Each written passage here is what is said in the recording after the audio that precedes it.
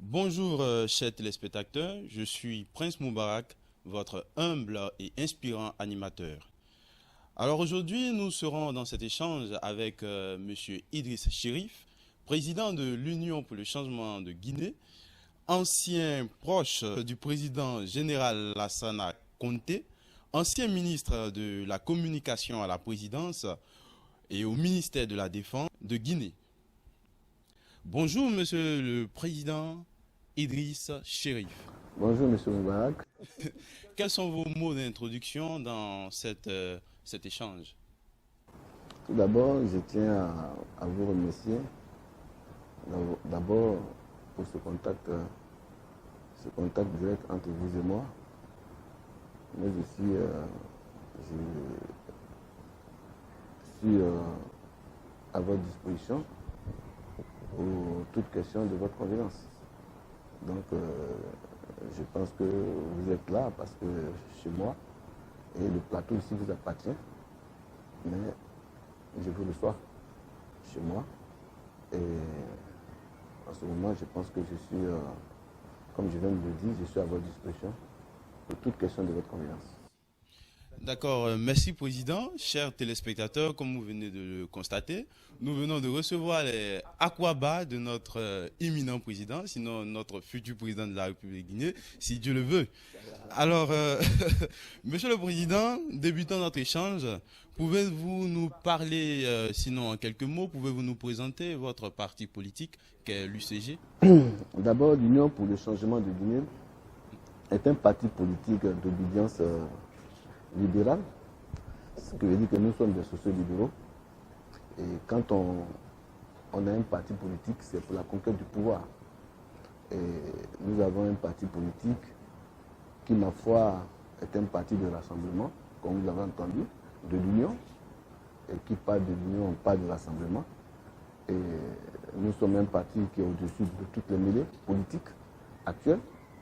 Et nous sommes un parti politique qui est là avec des solutions quand même pour le peuple de Guinée. Vous savez, ça fait depuis 1958 la Guinée est indépendante. Donc ce qui fait 62 ans d'indépendance. Donc au jour d'aujourd'hui, avec toutes ces péripéties jusque-là, et la Guinée est encore au bas de l'échelle. Vous savez, même pas encore au-dessus. Donc voilà à peu près, notre parti politique est venu, est là, juste pour trouver toutes les solutions et toutes les voies de recours normal pour faire un décollage normal sur la Guinée. Voilà à peu près ce que je veux vous dire. D'accord, merci Monsieur le Président. Tout à l'heure dans votre développement, vous avez parlé de libéralité. Alors, selon vous, quel est le poids de votre parti politique présentement sur l'échelle politique de la Guinée? Bon, d'abord, je viens d'être élu, je viens juste d'être élu comme président de ce parti. Donc c'est un parti qui existe depuis 2002. Depuis 2002, elle a un agrément. Et le président qui était, n'est plus là, étant parti hors de la Guinée. Et nous avons pris le parti. Et j'ai été élu à la tête de ce parti il y a quelques mois comme président du parti. Donc je suis quand même un poids dur de la scène politique. Idriss lui-même est un poids dur de la scène politique. C'est quelqu'un qui n'est pas à cacher. C'est un homme qui est connu sur le plan international, sur le plan mondial. Et que j'ai aussi fait les Sciences Po. Et j'ai été très proche de plusieurs chefs d'État africains. La gestion, ça je connais. Donc en ce qui concerne ma situation politique que je voudrais introduire en Guinée, c'est du nouveau. Donc voilà pourquoi au fur et à mesure que nous allons avancer sur notre projet de société de gouvernance, vous verrez que véritablement que nous sommes le meilleur sur la plateforme politique en Guinée. Alors, le meilleur sur la plateforme politique en Guinée, Président Idriss, pouvez-vous nous dire, est-ce qu'au-delà de ces aspects qui peut-être se sont fait pressentir dans votre aura d'homme politique, est-ce qu'il y aurait d'autres aspects qui auraient pu inspirer les différents membres de votre parti politique à vous nommer responsable qui mènera la destinée de ce parti politique dans les années à venir? Oui, effectivement, vous savez que, comme je l'ai dit, j'ai dit qu'un parti politique, c'est les hommes. Et c'est les hommes, et c'est la qualité aussi des hommes. Et quand vous avez un parti politique, c'est juste chercher à gouverner un État. Donc l'État, c'est quoi? L'État où vous y êtes. C'est-à-dire que votre pays, votre ambition, votre programme de société, votre programme de gouvernement, et penser à la culture des populations. Est-ce que vous voyez? Et puis le problème du chômage des jeunes, le problème d'écolage, le problème de santé, le problème des infrastructures, le problème agricole, etc. Donc il y a plusieurs formes qui existent sur un plan auquel vous voyez qu'il y a des déficits un peu partout. Et que pour combler ces déficits, vous venez avec des solutions fiables pour pouvoir amener tout le monde à y aller. Bon, en ce qui concerne, M. Chéri, comme vous le dites, bon, en ce qui concerne mon projet et mon programme de gouvernance et de société, je pense que nous avons, comme je vous l'ai dit, nous avons un programme de société, je peux même dire, nous sommes l'un des partis politiques qui a un programme de société certifié. Et vous savez, la certification, c'est d'abord des experts qui ont travaillé dans tous les domaines social, politique, économique et toutes les formes de la gouvernance d'un État. Donc il y a eu des études sur tous les paramètres de gouvernance auxquels des solutions ont été trouvées, auxquelles des choses ont été corrigées sur la gouvernance actuelle depuis longtemps, jusqu'au jour d'aujourd'hui. Et nous avons travaillé sur le plan de la santé. Et nous avons travaillé dessus. C'est-à-dire que si nous sommes élus comme président de la République, à Conakry, vous avez deux CHU. Vous avez le CHU de Donka, vous avez le CHU de Ngasdine. Bon, depuis que les CHU ont été construits, depuis l'indépendance auquel Sékou Touré a réussi à construire ces CHU, aucune infrastructure n'a été construite encore comme un CHU. C'est-à-dire qu'il n'y a pas d'autres instruments. Mais il y a des rénovations. C'est les mêmes bâtiments, c'est même pas agrandi, etc. C'est les mêmes bâtiments qui existent. Toujours, bon, il faut réfectionner ces bâtiments. Non. Quand nous venons, si nous serons là, vous allez voir qu'il y a 5 communes à Conakry. Au niveau des 5 communes de Conakry, vous allez voir que d'autres CHU seront construits sur d'autres sites. Sur d'autres sites. Il va y avoir des CHU qui seront construits. Et nous allons multiplier les centres de santé communautaires et nous allons construire beaucoup de dispensaires et ainsi de suite. Bon, vous allez voir, nous allons faire venir peut-être certainement sur d'autres formes au niveau des étudiants, des élèves, des centres de santé scolaires qui vont suivre les étudiants. Si un étudiant aujourd'hui est malade, il est obligé d'aller comment on appelle, il est obligé d'aller dans les centres de santé publique. Alors que si nous sommes élus comme président de la République, nous allons construire des centres de santé universitaires, scolaires et universitaires.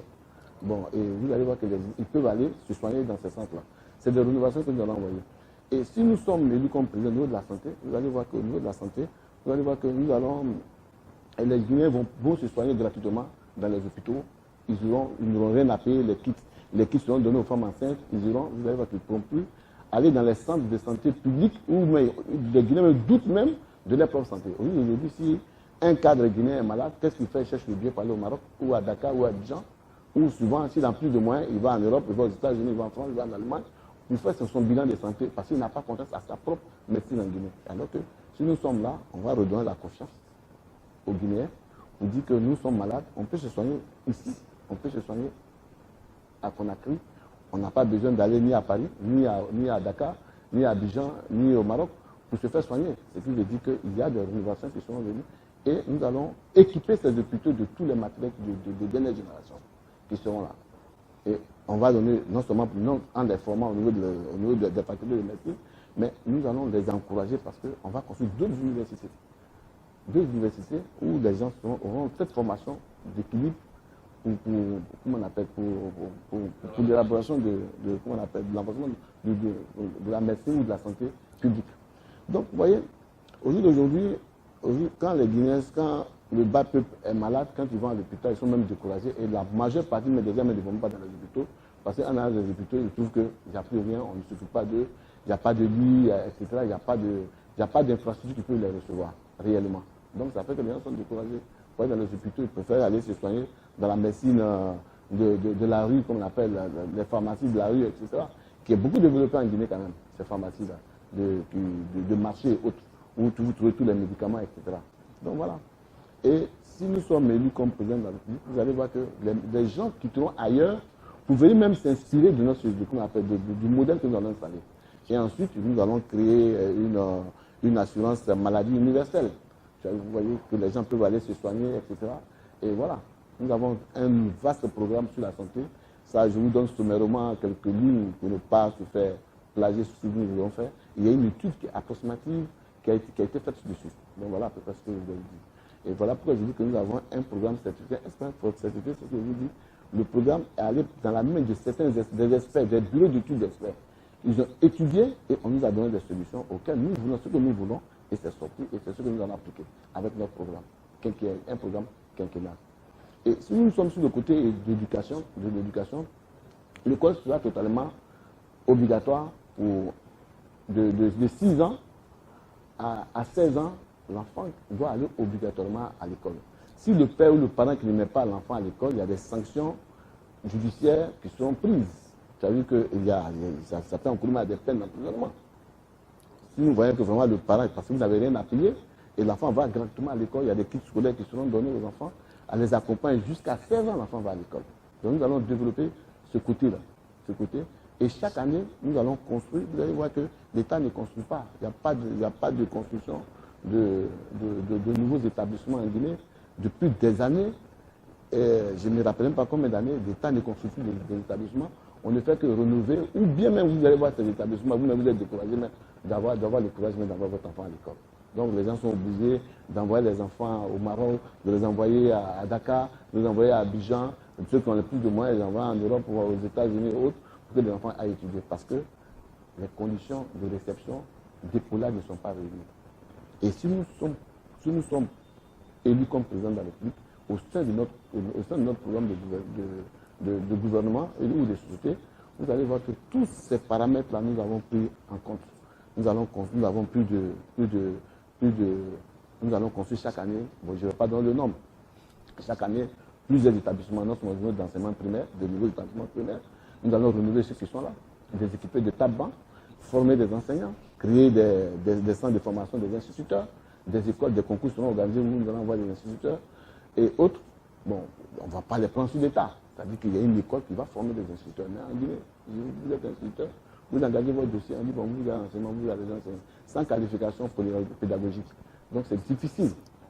C'est vraiment difficile. Il faut créer, bon, il y a l'ENS qui est en Guinée, mais l'ENS qui est créé en Guinée, bon, vous voyez que vraiment ça ne répond pas aux normes réelles, aux normes qu'on appelle, aux différentes normes d'éducation. Ce qu'on appelle, ça ne répond pas vraiment aux critères de l'éducation. Nous allons construire des grandes écoles pour la formation, pour l'ENS, c'est-à-dire que l'école normale supérieure, pour pouvoir former des meilleurs enseignants qualifiés, et bien éduqués, bien qualifiés. Vous allez voir que l'État va s'engager dans plusieurs formes. Et nous allons construire plusieurs établissements secondaires. Et nous allons doter une partie, c'est-à-dire que 41% de notre budget sera consacré à l'éducation et à la formation. 41% de notre budget sera consacré à l'éducation et à la formation. Maintenant, sur le plan des infrastructures, nous avons plusieurs infrastructures à faire, nous avons plusieurs échangeurs à faire sortir à Conakry. Et Conakry, vous allez voir que Conakry, c'est 5 communes. Des communes qui ne vont même pas au nom des communes, parce que les communes, il faut les réviser en termes de population. Donc ici bon, vous voyez que Conakry, on dit Conakry, Kaloum, Matoto, etc. Bon, vous avez Matam, etc. On vous dit ça, c'est des communes. Vous voyez que c'est des petites communes qui n'ont rien à voir avec vraiment des véritables communes. Donc nous allons ériger des véritables communes. C'est que nous sommes allés jusqu'à 10 communes. C'est-à-dire que Conakry est une presqu'île auquel elle n'est pas extensible. Et nous allons faire sortir, Conakry va ressortir. C'est-à-dire qu'il y a des villes environnantes, comme vous avez à Paris de 36, vous allez voir qu'à partir de Dubreka, qui est une préfecture, elle deviendra une commune de Conakry. Jusqu'à Tanene seront des communes de Conakry. Et vous allez voir jusqu'à Akoya, qui est une préfecture aussi de Conakry. Tout ce long-là seront des communes de Conakry. Donc je vous assure que nous avons un programme de société de gouvernement qui est vraiment sérieux et qui est inattaquable.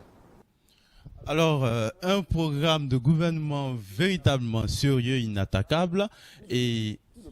Je viens sur le plan de l'habitat, vous allez voir que il n'y a aucune politique d'habitat en Guinée. Ça n'existe même pas. Ça n'existe pas, ça ne répond pas aux critères de la population. Il n'y a même pas de politique de l'habitat de l'État. Cela n'existe même pas. On appelle des privés qui viennent construire des maisons et qui équipent les maisons en tout. Et puis ils vous disent, bon, vous pouvez payer la maison à 100 000 $. Quel est le Guinéen qui peut avoir 100 000 $? 100 000 $, ce qui te fait à peu près 60 millions de francs CFA. Et quel est le Guinéen qui peut avoir ces 100 000 $, qui est fonctionnaire, qui peut l'avoir? Si ce n'est pas des hommes d'affaires, certains opérateurs économiques, donc la basse classe n'a pas de maison. Mais si nous sommes élus comme président de la République, tous les fonctionnaires peuvent avoir droit à une maison. Nous avons négocié avec des grosses sociétés immobilières, de très grosses sociétés immobilières, sénégalaises, ivoiriennes, tunisiennes, marocaines, on appelle françaises, et italiennes et autres, chinoises. Mais vous allez voir que toutes ces structures viendront s'installer pour la promotion immobilière en Guinée. Et comment?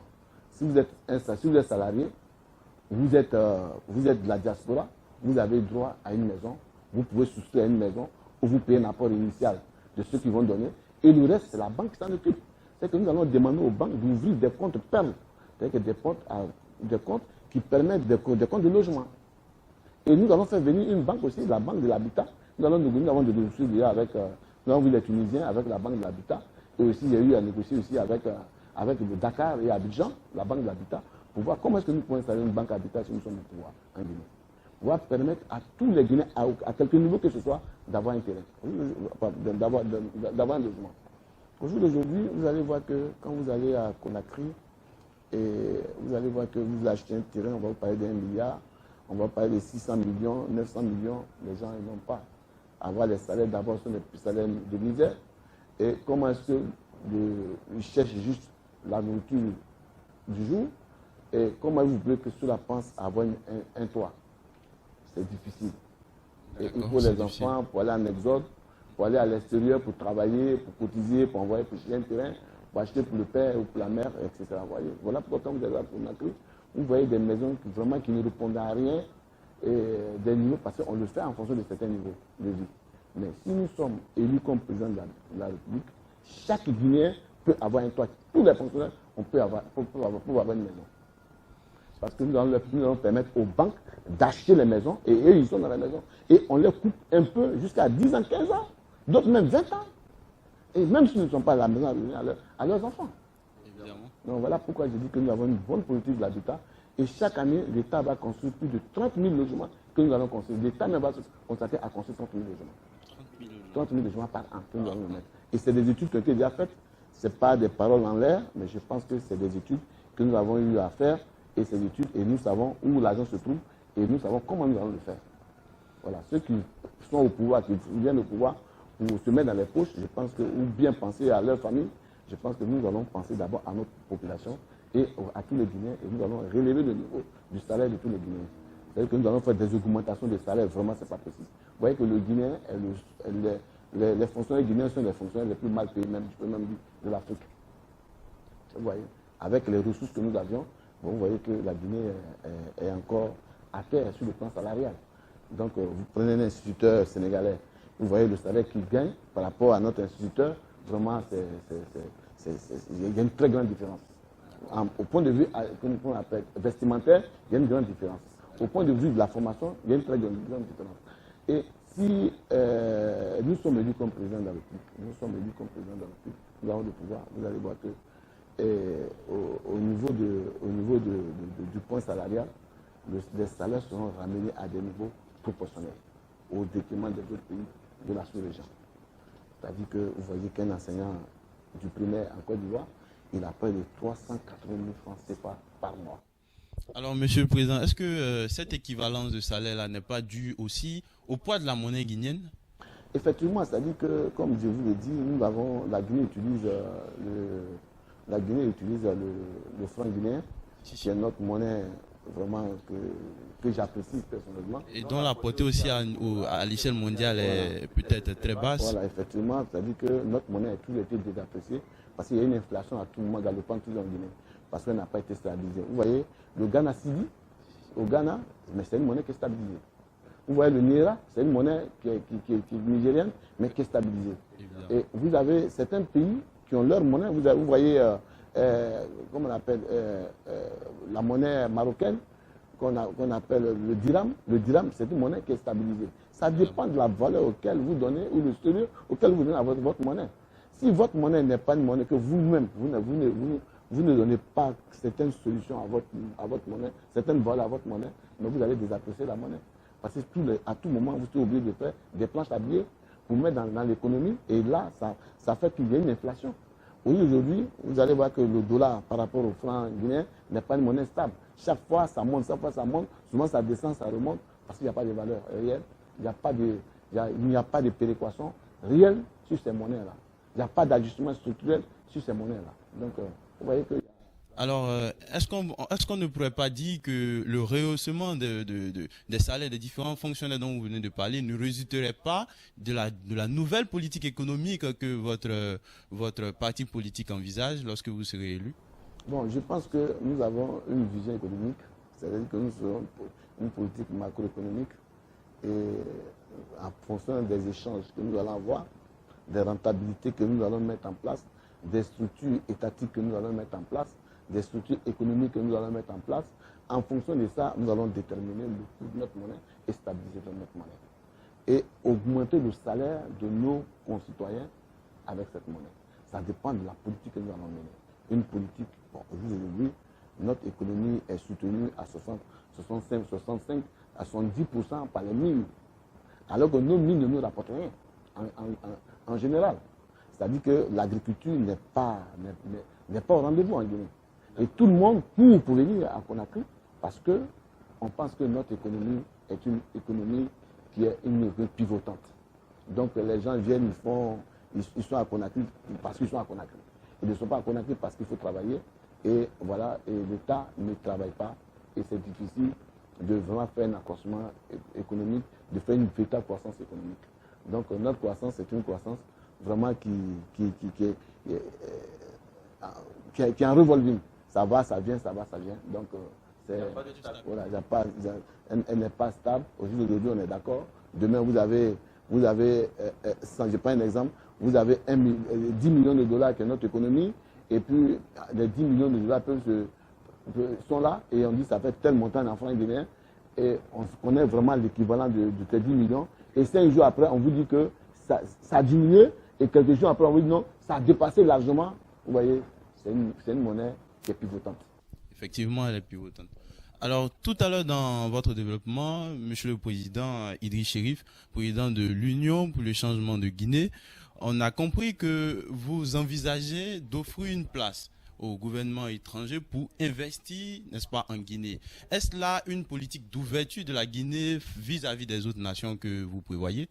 D'abord, il faut reconnaître que la Guinée est un pays qui est ouvert, même avec le président Condé. La Guinée n'est pas isolée complètement.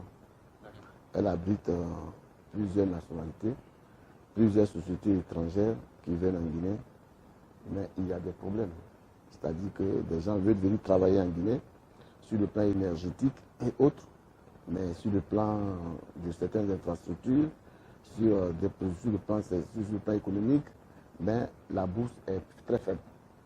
La bourse est faible, la bourse est très faible, c'est-à-dire que le consommateur est très faible, il n'y a pas assez de consommateurs, donc ça fait que la rentabilité est très faible, parce que si vous avez une usine, par exemple, de Grand Moulin, par exemple, qui est là, et il y a d'autres personnes aussi qui sont obligées d'importer de la farine pour faire venir à Conakry, et alors qu'il y a une usine qui est là, déjà, parce que l'usine qui est là ne peut pas satisfaire tout le monde, parce qu'il y a un problème énergétique énorme. Il n'y a pas de courant, etc.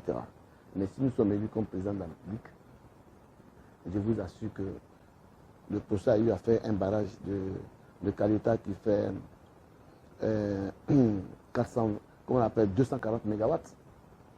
Et quand le président Ouattara, quand j'ai vu le président Ouattara venir, la Côte d'Ivoire avait une plateforme énergétique de 900 mégawatts. Au jour d'aujourd'hui, la Côte d'Ivoire a 2200 mégawatts.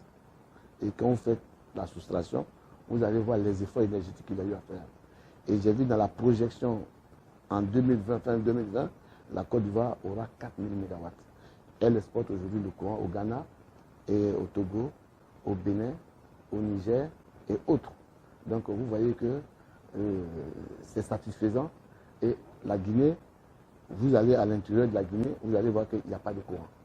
Vous venez à Conakry, vous voyez que Conakry, une partie de Conakry est dans l'obscurité. Mais si nous sommes élus comme président de la République, je vous dis, si nous sommes élus comme président de la République, nous avons déjà trouvé cette solution-là. D'abord, les 6 premiers mois qui vont sur notre mandat présidentiel, la forêt et la Haute-Guinée seront alimentées par une interconnexion avec la Côte d'Ivoire. Alors, on comprend là, Monsieur le Président de l'UCG, que vous avez un vaste programme, bien sûr, pour le bien-être de la population de Guinée. Nous avons appris dernièrement que vous avez effectué un voyage en Europe. Alors, quel était l'objet de ce voyage? Était-ce pour des raisons politiques? Effectivement, c'était un voyage politique. Vous savez, la métropole que j'appelle la France est notre maître d'hier, la France. Et la France aussi est l'un de nos tout premiers partenaires politiques, économiques et autres. Bon, au moment où nous étions d'abord au sein de la transition militaire, et la pression politique était française. Donc je voyais à tout moment toute cette pression politique française sur les dirigeants que nous étions, afin que on puisse équilibrer et faire un jeu politique plus rassurant sur le plan international. Donc pour moi, en tant que celui qui a été acteur, porte-parole en ce moment du président Dadis Camara, il était intéressant que je me retrouve devant les autorités françaises pour tisser ces liens de rapprochement, d'amitié et de montrer l'homme que je suis. Donc il était important, c'est-à-dire que réchauffer ces liens séculiers entre eux et nous. Et ainsi de suite, rencontrer certains acteurs, comme je l'ai dit, j'ai été reçu au Quai d'Orsay, auquel j'ai eu à vraiment faire un grand exposé devant les hauts fonctionnaires du Quai d'Orsay. Et j'ai été reçu à l'Assemblée nationale, c'est-à-dire que au niveau de certaines commissions et au niveau de certains groupes parlementaires de l'Assemblée nationale, auxquels j'ai eu à présenter un certain nombre de solutions et de projets qu'il fallait le faire. Et j'ai été reçu aussi au Sénat, à un haut niveau au Sénat, et j'ai eu à expliquer aussi les mêmes sujets dessus. Et j'ai été reçu aussi par le MEDEF.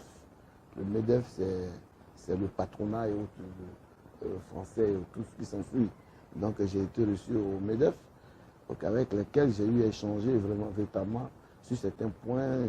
J'ai reçu des industriels français, j'ai reçu des opérateurs économiques français, et j'ai été reçu par d'autres opérateurs aussi économiques français.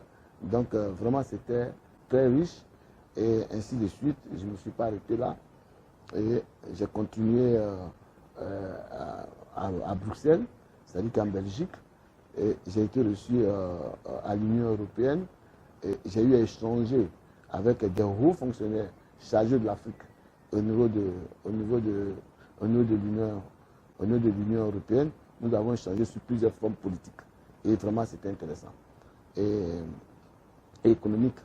Et sans vous dire aussi, j'ai été reçu aussi par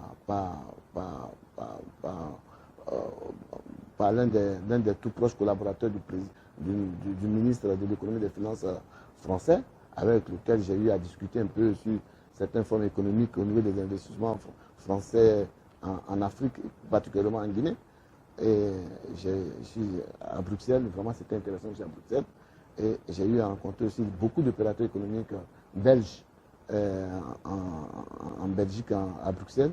Et je suis allé en Allemagne. Et après être allé en Allemagne, j'ai été reçu par l'un des ministres du gouvernement de la présidente de la commission, la présidente de l'Allemagne, comment on appelle, la chancelière, la grande chancelière, l'un de ses ministres, avec, bon, je ne veux pas dire le nom, bon, nous avons eu à discuter sur plusieurs formes, et j'ai travaillé un peu, j'ai été reçu aussi par certains opérateurs pharmaceutiques allemands. Nous avons vraiment échangé, vraiment ils sont prêts à faire beaucoup de choses pour le continent africain, et aussi j'ai défendu le cas guinéen, aussi, vraiment c'était intéressant, mais il y a beaucoup d'études qui se font Vous ferez ces pays-là, ils viennent lorsque votre pays est sur une ligne de bonne conduite, c'est-à-dire que la démocratie est respectée, les droits de l'homme sont respectés, beaucoup de choses sont respectées. Et si des investissements viennent dans votre pays, ils vous demanderont deux choses. Premièrement, la sécurité. Deuxièmement, la justice. Ils vont vous demander, est-ce que dans votre pays, il y a la sécurité? S'il n'y a pas de sécurité, ils ne viendront pas. La deuxième chose qu'ils vont vous demander, est-ce que votre pays a une justice qui est impartiale? Si ça ne vient pas, si cela n'existe pas, ça ne vient pas. Mais ils ont vraiment les solutions à partir de leurs ordinateurs, sur Internet, sur ce qui se passe réellement dans ce pays. Ils sont informés. Donc vous êtes obligés de leur parler vraiment de la manière la plus sincère possible, parce qu'ils ont des informations auxquelles ils voudront vraiment avoir des interlocuteurs fiables avec lesquels ils peuvent parler vraiment sans tabou. Donc voilà à peu près ce qu'il y a. Donc je suis aussi allé en Suède. Je suis allé en Suède. J'ai rencontré vraiment des grands pêcheurs suédois et autres, bon, vraiment auxquels la Guinée les intéresse, parce que vous savez que la Guinée a les eaux les plus poissonneuses de la côte ouest africaine. Je dis, la Guinée est une immense richesse. En Guinée. Il y a 14 ou 15 espèces de baleines dans les eaux de la Guinée. Mais c'est incroyable, c'est extraordinaire. J'ai même appris certaines choses sur mon propre pays, auxquelles moi-même je ne savais même pas. J'étais même étonné. Mais comme j'avais des données scientifiques avec moi sur le côté de la pêche, parce que j'ai été très proche du pouvoir, et très proche, je maîtrise plus ou moins un peu les contours économiques de la Guinée, les entrées des contours économiques, la pêche, c'est l'un des contours économiques très importants pour notre cher pays, la Guinée. Donc je suis allé, et après je me suis retrouvé en Suisse pour discuter un peu avec les Suisses sur les projets de construction des voies et des tunnels. Voilà, donc je me suis dit qu'au niveau des infrastructures, vous savez que la Guinée a les infrastructures les plus vétustes en Afrique. Il n'y a pas de mouvement. Depuis que des voies ont été faites par la colonisation, ces voies-là sont toujours empruntées par la population. Jusque-là, il n'y a aucune réforme. Quand vous quittez Conakry pour aller à Mamou, vous allez faire le tour de ces montagnes-là. Il y a des grands ravins qui font très souvent des dégâts. Il y a des gros camions qui ne viennent pas. Mais si la route est faite normalement, vous allez voir que Conakry-Bamako, c'est plus proche que Abidjan-Bamako. Notre port serait un port vraiment très intéressant pour ceux qui sont autour de nous. Donc vous voyez que ces ports qui existent déjà, et les voies sont... Donc j'ai négocié avec eux pour voir si nous sommes au pouvoir. Nous allons faire la voie entre Conakry et Mamou. Nous allons faire sortir le tunnel. Le tunnel va sortir. On le fera en 2 heures de temps. Les études sont faites. Donc, il n'y a pas à discuter dessus. Et nous avons près de 15 échangeurs à faire. Et si nous sommes élus comme président, nous avons 750 000 emplois que nous allons créer en 5 ans. 750 000 emplois que nous allons créer en 5 ans. Et en 10 ans de mandat, nous allons créer 2 500 000 emplois. C'est des études faites, c'est déjà fait. Et une bonne partie de ces études, de ces emplois, sera dans le côté de l'agriculture. Une bonne partie. Et nous serons un poumon agricole au niveau de l'Afrique, de l'Ouest, et en général même au niveau de l'Afrique. Nous serons un poumon parce que les plus grands investissements que nous allons faire au niveau de l'agriculture. Et nous avons plusieurs personnes qui sont prêtes à venir investir dans l'agriculture, au niveau de l'agriculture. Nous serons un poumon. C'est pourquoi nous allons engager la plupart de nos jeunes au niveau de l'agriculture. Quand vous arrivez en forêt, par exemple, vous allez voir qu'il n'y a pas de... Vous allez circuler, vous n'allez pas voir de bonnes plantations. Alors que c'est une mine. C'est une mine. Et c'est inexploité. Et si nous venons au pouvoir, non, c'est fini. Et les 10 ans que nous allons faire, les gens diront, allons en Guinée, allons voir ce que c'est que la Guinée, si nous sommes au pouvoir. C'est pourquoi je demanderai à mes concitoyens de bien réfléchir sur mes interventions, mes interviews, que la population est composée de 77% de jeunes, et que nous, les jeunes qui y sont, en tant qu'un président qui est dans l'intervalle de cette jeunesse, je pense qu'il est mieux de regarder en face d'eux ceux qui sont capables, avec lesquels ils peuvent travailler. Donc si nous avons l'appui de ces 77% de jeunes, nous sommes au pouvoir en 2020. 2020, nous sommes au pouvoir. Alors, on reste très optimiste devant le positivisme du programme de notre président Idriss Chérif de l'UCG. Alors, président, nous avons parlé des relations envisageables de votre parti une fois que vous serez au pouvoir avec l'extérieur. Présentement, pouvez-vous nous donner votre point de vue général sur les élections législatives qui ont eu dernièrement lieu en Guinée? Bon, je me retire juste un peu parce que je pense que c'est important vraiment de parler de ce sujet auquel j'ai lancé plusieurs cris pour que les gens puissent entendre ce que j'étais en train de dire. Il y a deux identités qui sont en train de se battre de manière aveugle. D'abord l'État, la gouvernance actuelle, et puis l'opposition. L'opposition sort des valeurs justes. Et quand vous sortez des valeurs justes, celui qui est en face de vous, s'il fait comme s'il ne vous voit pas, qu'est-ce que vous faites? Vous l'interpellez. En l'interpellant, ce n'est pas de donner de coups. Invitez votre interlocuteur à